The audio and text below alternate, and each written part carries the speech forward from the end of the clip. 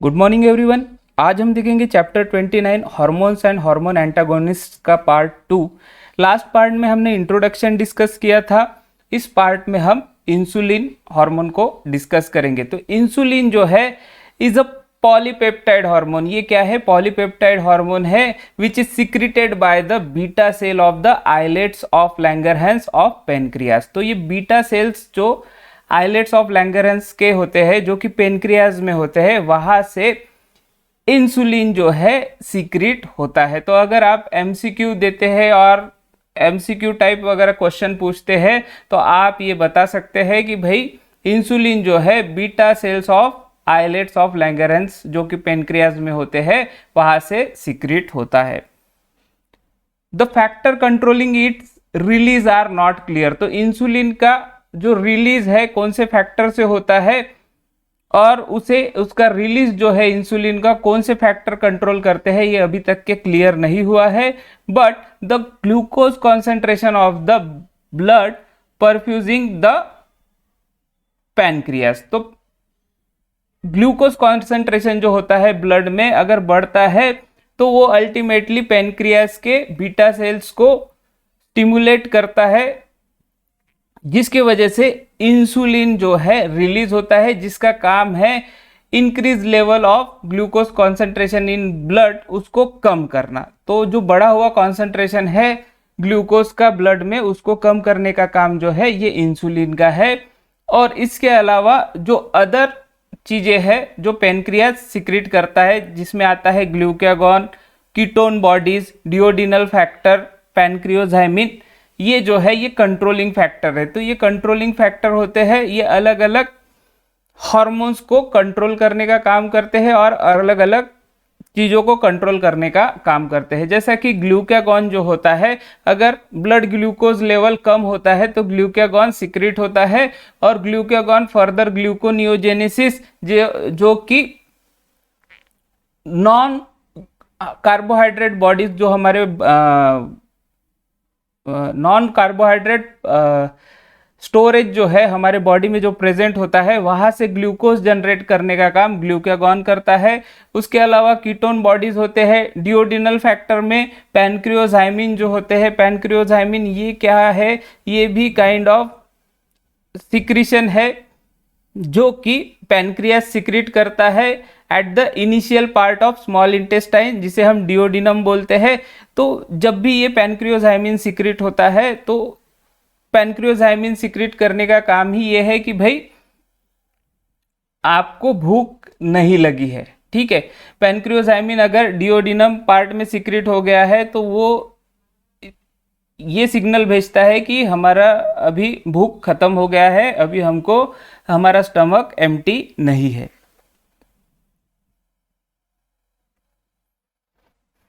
Insulin has a number of action on metabolism which were earlier thought to be due to stimulation of carbohydrate metabolism। तो insulin के number of action है on metabolism पे number of action है, जो कि पहले बोला जाता था कि कार्बोहाइड्रेट मेटाबॉलिज्म के वजह से स्टिमुलेट होता है। But now study have shown it is due to an increase in the permeability of the cell to glucose perhaps by transport inhibitor। तो पहले बोला जाता था कि इंसुलिन जो है इसके जो नंबर ऑफ एक्शंस जो है मेटाबॉलिक एक्शंस जो है ये कार्बोहाइड्रेट मेटाबॉलिज्म के वजह से होते हैं और स्टिमुलेशन बाय कार्बोहाइड्रेट मेटाबॉलिज्म से होते हैं। बट अभी जो स्टडी हुआ है इस पे इंसुलिन पे, इसमें पता चला है कि भाई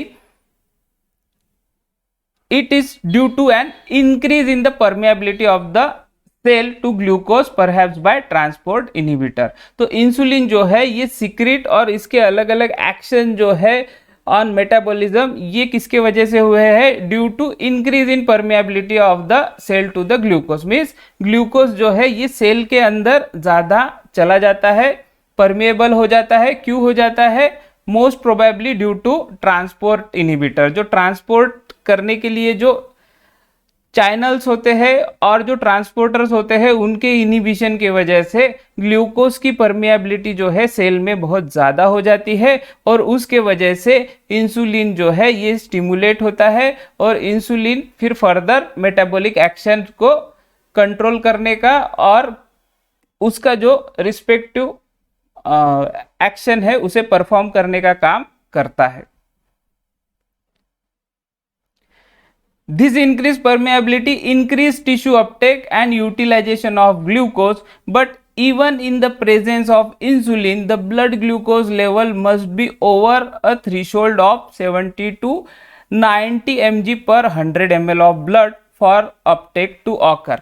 तो इंक्रीज परमेबिलिटी अगर होता है, अगर जो ट्रांसपोर्टर है और ट्रांसपोर्टिंग चैनल है उसका इनिबिशन होता है और सेल के अंदर ग्लूकोज बहुत ज़्यादा मात्रा में और ज़्यादा कॉन्सेंट्रेशन में अंदर जाता है, तो इसके वजह से क्या होता है, सेल उसको बहुत ज़्यादा यूटिलाइज करने लगता है।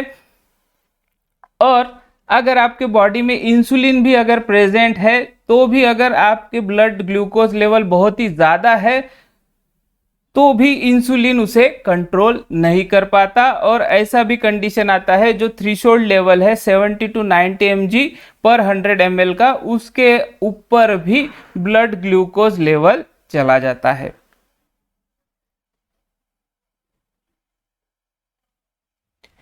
In the absence of insulin, whether by deficiency or antagonism, glucose will still be utilized, but the threshold for tissue uptake will be very high, and as a result, glucose accumulate in the blood to give the characteristic hyperglycemia of diabetes mellitus।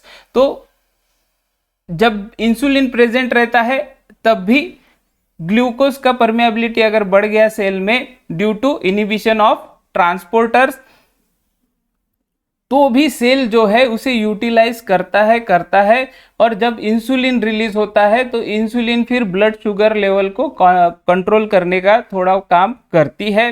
But अगर insulin का deficiency आ गया और insulin अगर कम होने लग गया या फिर कोई वजह से एंटागोनिस्ट आ गया जिसके वजह से इंसुलिन अपना काम नहीं कर पा रहा है, तो ऐसे कंडीशन में क्या हो जाता है, टिश्यू का अपटेक का जो थ्रेशोल्ड है वो बढ़ जाता है, जिसके वजह से ग्लूकोज जो है टिश्यू और सेल के अंदर और ज़्यादा पेनिट्रेट होता है और परमेएबल होता है और जिसके वजह से जो ब्लड में जो सेल्स है उसमें ग्लूकोज अकुमुलेट होने लगता है। ब्लड में आरबीसीज डब्ल्यूबीसीज जो है उनके अंदर जो है ग्लूकोज अकुमुलेट्स होने लगते हैं।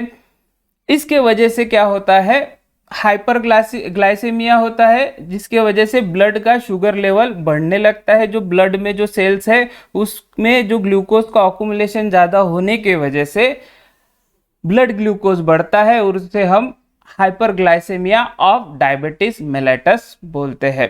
तो डायबिटीज ऐसा कंडीशन होता है जहां पे इंसुलिन का इफिशियंसी कम होने लगता है और डिफिशियंसी ऑफ इंसुलिन होने लगता है। The raised glucose level exceed the renal threshold of about 180 mg to 100 ml। तो जैसा ही ग्लूकोज लेवल ब्लड में बढ़ने लगता है वैसा ही जो रीनल थ्रेशोल्ड होता है 180 mg पर 100 ml, उसके ऊपर जैसा ही ग्लूकोज लेवल चला जाता है तो ग्लूकोज क्या है, यूरिन के थ्रू निकलने लगता है। उसे हम बोलते हैं ग्लाइकोस्यूरिया। ग्लाइकोस्यूरिया जिसमें ग्लूकोज जो है यूरिन के थ्रू निकलता है। इसके अलावा osmotic diuresis causes dehydration and electrolyte disturbance. तो इसके वजह से क्या होता है, ऑस्मोटिक डायूरेसिस होता है और उसके वजह से डिहाइड्रेशन होता है as well as electrolyte disturbance भी होता है। तो रीनल थ्रेशोल्ड जो है 180 mg पर 100 ml का होता है। जब डायबिटीज होता है इसमें ये थ्रेशोल्ड क्रॉस हो जाता है, इसके ऊपर शुगर लेवल होता है ब्लड में। तो ड्यूरिंग फिल्ट्रेशन क्या होता है, अगर ब्लड में ही 180 mg पर 100 ml के ऊपर शुगर है और तो रीनल थ्रेशोल्ड के ऊपर का शुगर होने की वजह से क्या होता है, ग्लूकोज ये ज़्यादा कॉन्सेंट्रेशन में यूरिन से बाहर निकलता है, जिसे हम ग्लाइकोस्यूरिया बोलते हैं। और इसके अलावा ऑस्मोटिक डायूरेसिस होने की वजह से डिहाइड्रेशन भी होता है और इलेक्ट्रोलाइट डिस्टर्बेंस भी होता है। तो ऐसा कंडीशन तभी होता है जब एक्सिस अमाउंट में ग्लूकोज जो है हमारे ब्लड में प्रेजेंट होता है और ब्लड सेल उसे ज़्यादा कॉन्सेंट्रेशन में अकुमुलेट करके रखती है। ये तभी होता है जब इंसुलिन का डिफिशियंसी आता है और इंसुलिन का एंटागोनिस्ट हमारे बॉडी में प्रेजेंट रहता है।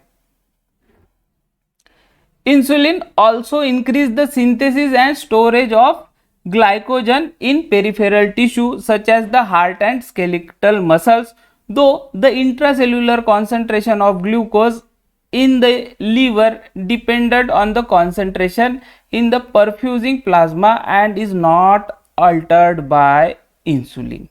तो इंसुलिन जो है, इंसुलिन क्या करता है, अगर आपका ब्लड कॉन्सेंट्रेशन अगर बढ़ता है शुगर का, तो इंसुलिन क्या करता है, सिंथेसिस बढ़ा देता है ग्लाइकोजन का। ग्लाइकोजन क्या है, nothing but a polysaccharide of carbohydrate. तो पॉलीसेकेराइड ऑफ कार्बोहाइड्रेट, और पॉलीसेकेराइड मॉलिक्यूल है कार्बोहाइड्रेट का जो कि स्टोर रहता है हमारे बॉडी में।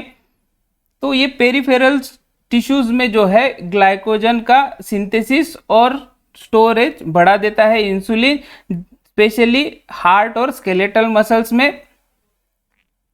इसके अलावा लीवर जो है, लीवर ये इंसुलिन के कॉन्सेंट्रेशन पे डिपेंडेंट नहीं रहता है। लीवर से जितना ब्लड जाएगा उतना ही वो ग्लूकोज को लेगा और उसके हिसाब से ग्लूकोज को स्टोर करेगा एज अ ग्लाइकोजन।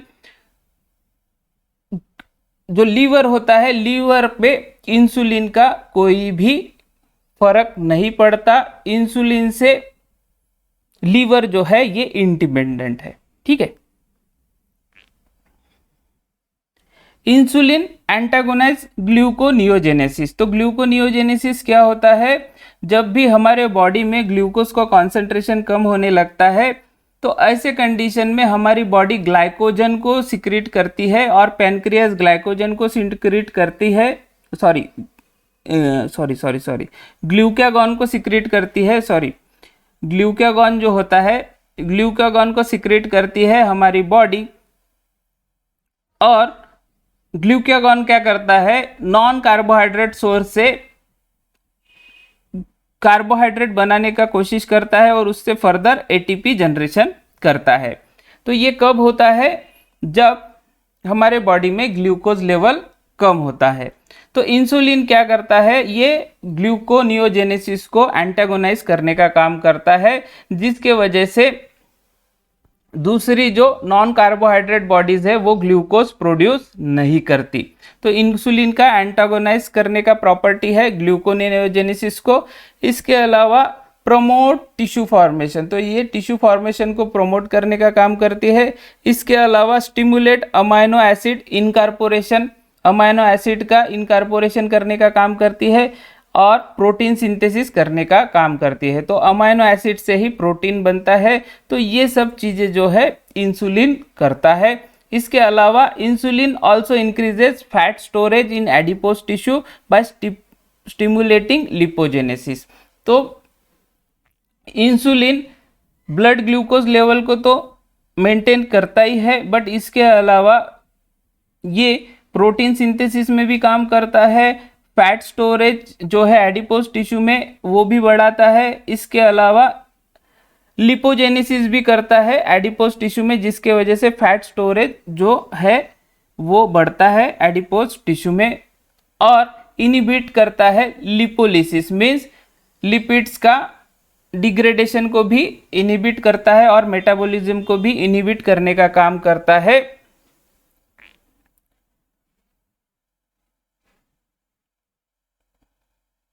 अब हम देखते हैं diabetes mellitus. The diabetic syndrome is due to a relative or absolute deficiency of insulin and is characterized by a rise in blood glucose. तो डायबिटीज मेलाइटस क्या है? ये सिंड्रोम है, diabetic syndrome. Syndrome nothing but a bunch of symptom, बहुत सारे symptom से मिलके जो बंच बनता है उसे हम बोलेंगे सिंड्रोम. ये किसके वजह से होता है? ड्यू टू रिलेटिव और एब्सोल्यूट डिफिशियंसी ऑफ इंसुलिन. जब भी एब्सोल्यूट डिफिशियंसी और रिलेटिव डिफिशियंसी ऑफ इंसुलिन होता है, मीन्स हमारे बॉडी में एक तो इंसुलिन बनना कम हो जाए या फिर अब्सेंस ऑफ इंसुलिन रहे, तो ऐसे कंडीशन में ब्लड ग्लूकोज लेवल बढ़ता है और उसे ही हम बोलते हैं डायबिटीज मेलाइटस. इसके अलावा आपका यूरिन में ग्लूकोज का एक्सक्रीशन, ये सब जो चीजें हैं ये सब बताती है कि हमको डायबिटीज हुआ है. द हाइपरग्लाइसेमिया कॉजेज ग्लाइकोस्यूरिया, जिसे हम बोलते हैं increase glucose excretion through urine. जब हाइपरग्लाइसेमिया होता है डायबिटिक कंडीशन में, तो यूरिन के थ्रू ग्लूकोज का एक्सक्रीशन बढ़ जाता है. उसके अलावा डायूरेसिस होता है, ऑस्मोटिक डायूरेसिस होता है, जिसके वजह से डिहाइड्रेशन होता है और इलेक्ट्रोलाइट का बैलेंस बिगड़ जाता है और वाटर डिप्लीशन होता है ड्यू टू ऑस्मोटिक डायूरेसिस, जिसे हम डिहाइड्रेशन भी बोलते हैं. Beside this there is also an increase in the increase in the mobilization of fat, which is in part metabolized to give excess amount of acetoacetic acid and its derivative in the blood, that is ketosis and urine. तो इसके अलावा जो है, अगर insulin present नहीं रहा तो mobilisation of fat होता है. मोबिलाइजेशन ऑफ फैट होता है जो कि फर्दर मेटाबोलाइज होके एक्सेसिव अमाउंट ऑफ एसिटोएसिटिक एसिड बनाता है और उसके डेरिवेटिव बनाता है ब्लड के अंदर, जिसे हम कीटोसिस भी बोलते हैं. और इसके अलावा इसका एक्सक्रीशन यूरिन में भी करता है. The increase in gluconeogenesis causes a rise in urinary nitrogen and tissue wasting. तो जैसा कि हमने इससे पहले देखा था कि इंसुलिन क्या करता है, एंटागोनाइज करता है ग्लूकोनियोजेनेसिस को. बट अगर इंसुलिन अगर अब्सेंट है तो ये क्या हो जाएगा, ग्लूकोनियोजेनेसिस पे कंट्रोल नहीं रहेगा और इसके वजह से ग्लूकोनियोजेनेसिस बढ़ जाएगा, जिसके वजह से यूरिन में नाइट्रोजन का कॉन्सेंट्रेशन बढ़ जाएगा. इसके अलावा टिश्यू वास्टिंग और टिश्यू का एट्रोपी होना चालू हो जाएगा. मीन्स टिश्यू जो है इनका डिग्रेडेशन होने चालू हो जाएगा अगर इंसुलिन प्रेजेंट नहीं है. तो जब इंसुलिन प्रेजेंट होता है तो सब चीज़ें बनता है, फैट बनता है, प्रोटीन बनता है, एनर्जी बनता है, सब होता है. बट जैसा ही इंसुलिन हमारे बॉडी में कम होने लगता है और इंसुलिन का डिफिशियंसी होता है, वैसा ही ग्लूकोनियोजेनेसिस जो है वो बढ़ने लगता है. यूरिनरी नाइट्रोजन का कॉन्सेंट्रेशन उसके वजह से बढ़ना चालू हो जाता है और टिश्यू वास्टिंग और टिश्यू एट्रोपी भी हम बोल सकते हैं, जिसमें टिश्यू का डिग्रेडेशन भी होता है.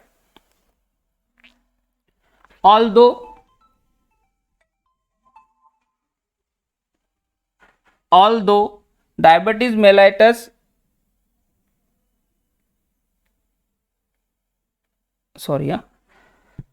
although diabetes mellitus once meant these classical symptoms of polyuria, glycosuria, loss of weight and ketosis, there are minor degree of carbohydrate intolerance and various stages of diabetes mellitus have been recognized. तो diabetes mellitus जैसा ही होता है किसी को भी, उसमें symptoms दिखते हैं, जैसा polyuria means frequently urination, glycosuria means increase glucose concentration in urine और वेट लॉस होता है. इसके अलावा कीटोसिस होता है जो कि एसिटोएसिटिक एंड इट्स डेरिवेटिव होते हैं जो कि फैट से बनते हैं.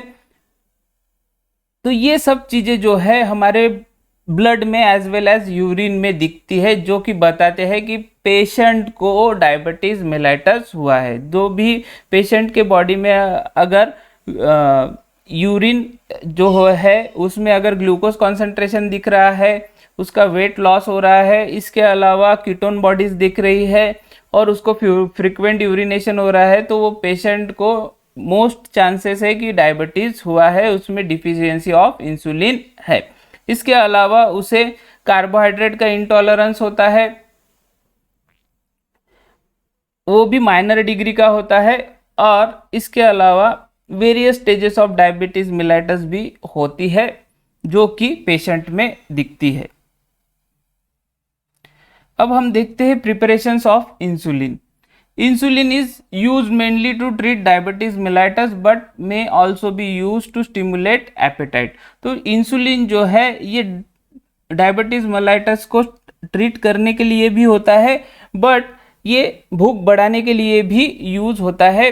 To produce hypoglycaemic convergence, hypoglycaemic convergence के लिए भी यूज होता है। इन सीजोप्रेनिक्स, तो इंसुलिन का मेन काम जो है, फर्स्ट एक तो जो इंक्रीज ब्लड ग्लूकोज लेवल है उसे कम करना है, उसके अलावा ये भूख को भी बढ़ाने का काम करता है, इसके अलावा हाइपोग्लाइसेमिक कन्वर्जन प्रोड्यूस करने का भी काम करता है इन सीजोप्रेनिक पेशेंट। इसके अलावा हाइपर कैलेमिया जिन्हें होता है उन्हें भी ट्रीट करने के लिए इंसुलिन यूज होता है, जो कि क्या करता है, इंक्रीज करता है और प्रमोट करता है passage of glucose and potassium into the cell. तो ये सब चीजें जो है इंसुलिन करता है apart from to treat the diabetes mellitus. तो डायबिटीज मिलाइटिस को ट्रीट करने के अलावा इसके अदर फंक्शन भी है। Although its structure is known, insulin is not commercially synthesised but it is obtain from animal, mainly beef and pork insulin. तो इसका स्ट्रक्चर तो पता है, इंसुलिन कैसा होता है ये पता है, बट ये इसका स्ट्रक्चर पता होने के बाद भी इसे हम सिंथेसाइज नहीं कर सकते, इसे हम सिंथेसाइज नहीं कर सकते, बट इसको हम बना सकते हैं बाय एनिमल्स। एनिमल्स के थ्रू हम बना सकते हैं, एनिमल्स में हम सिंथेसाइज कर सकते हैं naturally, specially beef and pork में, जिसे आप पॉर्क मीन्स आपका पिग और पिग्स का वेराइटी हो गया, या फिर बीफ हो गया, गाय बैल कैटल, ये सब जो है ये वेराइटीज जो है इनमें हम जो है इंसुलिन को बना सकते हैं, जो कि कमर्शियली हम यूज कर सकते हैं for the treatment of diabetes mellitus. अब जो ये इंसुलिन हम बीफ में और पॉर्क में जो बनाते हैं, ये इंसुलिन जो है मोर और लेस जो है ह्यूमन इंसुलिन से स्ट्रक्चरली सिमिलर रहता है, थोड़ा बहुत डिफरेंस रहता है, बट जब भी ये ह्यूमंस में इंजेक्ट करते हैं हम, तो उसका एंटीजन प्रॉपर्टीज भी उतना नहीं रहता है ह्यूमंस पे, जिसके वजह से एंटीबॉडीज का सिंथेसिस हो सके। तो मीन्स ये बीफ और पॉर्क इंसुलिन जो है ये लेस एंटीजेनिक रहते हैं ह्यूमंस के लिए और नॉन एंटीजेनिक रहते हैं ह्यूमंस के लिए, इसलिए हम इसे सेफली यूज कर सकते हैं for the patient which have diabetes mellitus. ठीक है, तो बीफ एंड पॉर्क इंसुलिन बहुत ही सेफ है, दो इसका जो स्ट्रक्चर है इंसुलिन का थोड़ा बहुत डिफरेंस है, इसमें जो 2 चेन होता है अमाइनो एसिड का, उसमें जो अमाइनो एसिड्स है उसमें कम ज़्यादा होता है, बट हम इसे यूज कर सकते हैं इन ह्यूमन बॉडी, और ये ह्यूमन बॉडी में भी मोर और लेस बहुत अच्छा काम करता है without producing any adverse reaction और any antibodies. It may be detected and assayed chemically through bioassay is often used, such as by estimating the fall of blood sugar in rabbit or the production of hypoglycemic coma in mice। तो इसको जो है जो insulin हम जो animals से लेते हैं, बीफ और पॉर्क से जो हम इंसुलिन लेते हैं, इसका ऐसे करते हैं स्पेशली बायो ऐसे करते हैं ऑन रैबिट। रैबिट में क्या करेंगे कि रैबिट में पहले डायबिटीज इंड्यूस करेंगे, उसके बाद उसे हम ये इंसुलिन देंगे जो एनिमल ओरिजिन का है, और जितना शुगर लेवल फॉल होता है उससे हम पता करेंगे कि हमारा जो इंसुलिन है वो कितना पोटेंट है और कितना इफेक्टिव है। इसके अलावा दूसरा भी टाइप है जिसमें हम माइस में क्या करेंगे, डायरेक्टली इंसुलिन को इंजेक्ट कर देंगे और हम पता करेंगे कि कितने कॉन्सेंट्रेशन में माइस को हाइपोग्लाइसेमिक कोमा प्रोड्यूस होता है। तो ये दो टाइप से ऐसे करते हैं, एक तो डायबिटीज इंड्यूस करेंगे रैबिट में, या फिर हम माइस में डायरेक्ट इंसुलिन देंगे एनिमल ओरिजिन का, जिसके वजह से माइस में हाइपोग्लाइसेमिक कोमा प्रोड्यूस हो। तो ये दो चीज से ऐसे होता है। Insulin should be given parenterally as it gets destroyed by gastric juice. तो इंसुलिन जो है हम मोस्टली पेरेंटली देते हैं, पेरेंटल रूट से देते हैं, इसे हम ओरली नहीं देते हैं बिकॉज ये गैस्ट्रिक जूस से डिस्ट्रॉय हो जाता है। Nowadays, number of preparation are available and these preparation are of two main types, those of short duration and relative rapid action, and other whose actions are slow in onset and last for longer period।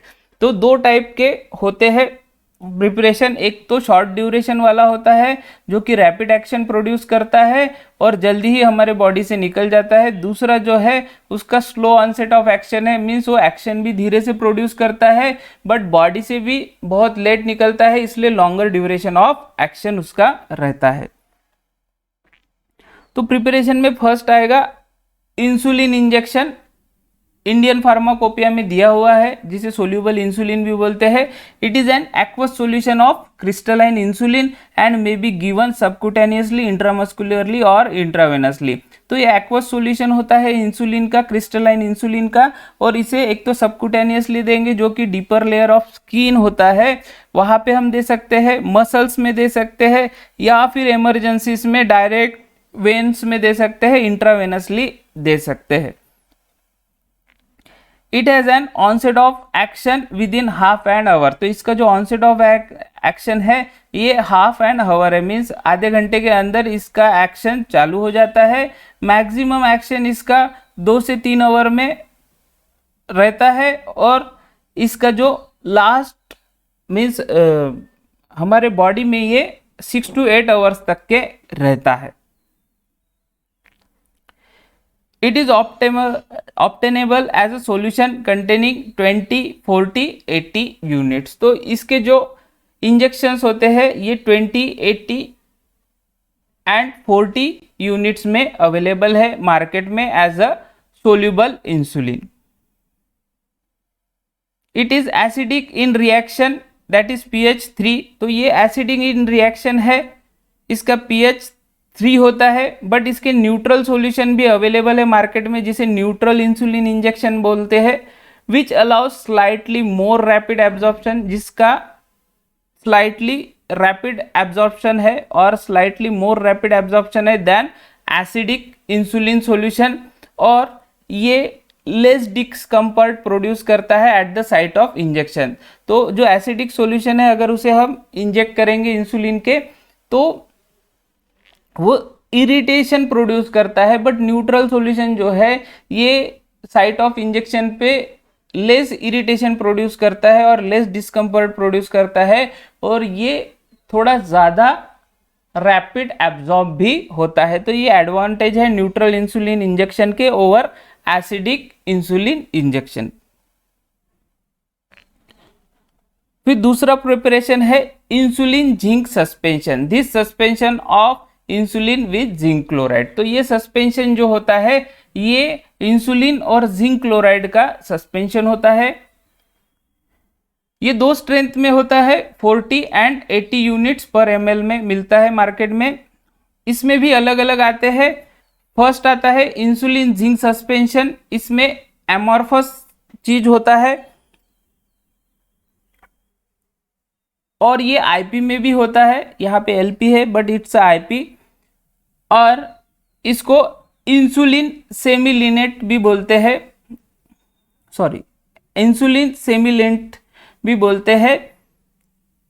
This has N onset of action 1 hour which is maximal in 6 to 10 hour and last 12 to 16 hour. तो ये जो है insulin zinc suspension जो कि amorphous होता है, ये इसका ऑनसेट ऑफ एक्शन जो है 1 आवर में होता है।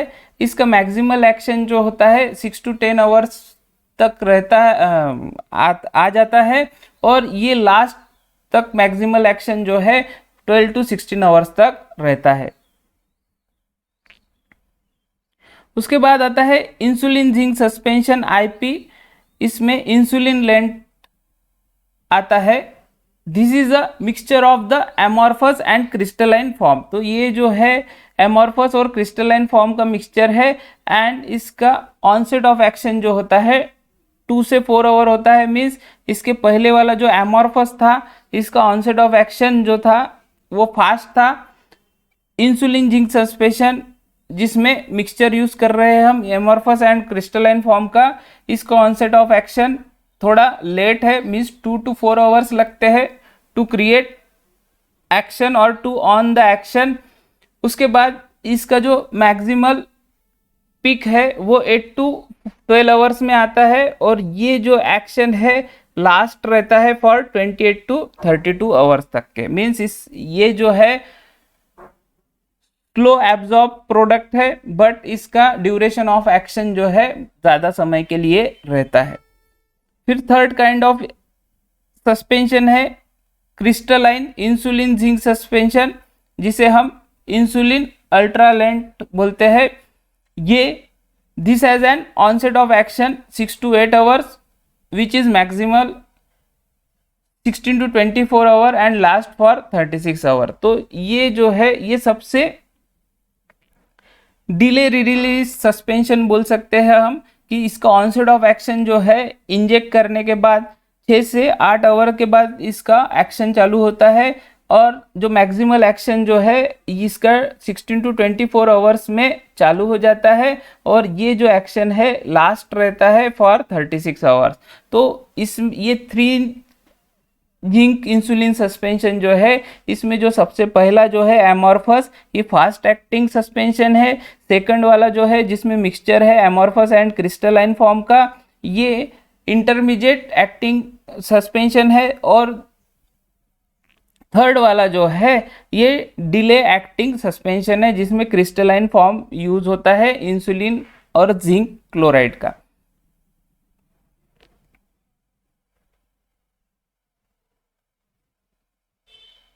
इसके बाद आते हैं protamine zinc insulin Indian pharmacopoeia IP. This is a suspension of insulin zinc chloride and a suitable protamine. तो ये तीनों का कॉम्बिनेशन है, इंसुलिन जिंक क्लोराइड और सुटेबल प्रोटामिन का। It has an onset of action 3 to 6 hour. तो इसका onset of action जो है ये भी लेट है, 3 से 6 घंटे के बाद इसका एक्शन चालू होता है आफ्टर इंजेक्शन और आफ्टर एडमिनिस्ट्रेशन, और इसका जो पीक लेवल है ये 12 to 20 आवर्स में आ जाता है, और इसका एक्शन जो है लास्ट रहता है फॉर 24 to 48 आवर्स के लिए। It may cause hyper sensitivity reaction. तो ये हाइपर सेंसिटिविटी रिएक्शन भी प्रोड्यूस कर सकता है। उसके बाद आता है आइसोफेन इंसुलिन, जिसे हम ग्लोबिन जिंक इंसुलिन भी बोलते हैं। This preparation are little used and have a time course of action similar to that of insulin zinc suspension. तो ये जो है आइसोफेन इंसुलिन और ग्लोबिन जिंक इंसुलिन, ये बहुत लिमिट में यूज होता है और बहुत ही कम यूज होता है, और इसका जो टाइम कोर्स ऑफ एक्शन जो है वो सिमिलर है इंसुलिन जिंक सस्पेंशन की तरह। अभी हम साइड इफेक्ट देखते हैं इंसुलिन थेरेपी के। Side effects are mainly due to over action with the development of hypoglycaemia. तो साइड इफेक्ट इसमें ये होता है कि इंसुलिन जो है ये कभी कभी हाइपोग्लाइसेमिया भी प्रोड्यूस कर सकता है। Means sudden blood glucose concentration को ड्रॉप करने का ताकत ये इंसुलिन थेरेपी में होता है। तो ये एक साइड इफेक्ट है। उसके बाद हाइपर सेंसिटिविटी में ऑकर, इससे पहले हमने देखा है प्रोटामिन जिंक इंसुलिन जो है इसमें हाइपर सेंसिटिविटी रिएक्शन होने का चांसेस होता है। इसके अलावा जो हमने इंसुलिन थेरेपी लिया है उसमें रेजिस्टेंस भी डेवलप होने का चांसेस होता है, mostly due to formation of antagonizing antibodies. तो हम जो है इंसुलिन ये एनिमल ओरिजिन का ले रहे हैं, तो एनिमल ओरिजिन जो है इसका इंसुलिन थोड़ा डिफरेंट होता है। इसके वजह से हमारी बॉडी कभी कभी वो इंसुलिन को एज अ एंटीजन ट्रीट करती है, और जब भी हमारे बॉडी में एंटीजन आता है तो उसको हमारी body as a foreign material treat करके उसके अगेंस्ट हमारा डिफेंस मैकेनिज्म एक्टिवेट करती है और अल्टीमेटली एंटीबॉडीज प्रोड्यूस करती है जो कि इंसुलिन को एंटागोनाइज करने का काम करती है। तो एंटीजन के अगेंस्ट कौन आता है हमारे बॉडी से? एंटीबॉडीज आती है। तो ये जो एंटीबॉडीज है ये एंटागोनाइजिंग इफेक्ट शो करती है कभी कभी कुछ पेशेंट्स में। Lipomata and fat atrophy can occur at the site of repeated injection and may cause erratic absorption। तो इसमें जो है इंसुलिन जो भी पेशेंट ले रहा है फ्रिक्वेंटली ले रहा है, एक पर्टिकुलर साइट से ले रहा है, तो रिपीटेड अगर वो वही साइट से इंजेक्शन ले रहा है तो वहाँ पे जो फैट है और जो लिपिड है वहाँ पे जो है वहाँ का फैट का जो है एट्रोपी होता है और डिजेनरेशन होता है, जिसके वजह से एक काइंड ऑफ वहाँ पे क्या बोल सकते हैं उसे,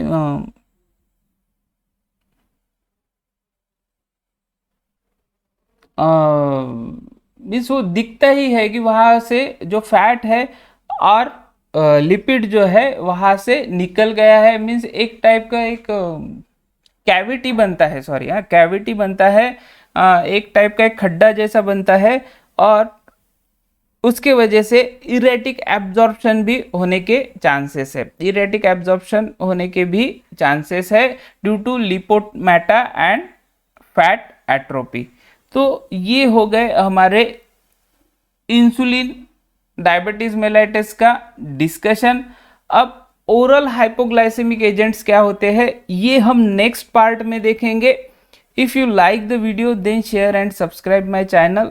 thanks for watching. God bless you.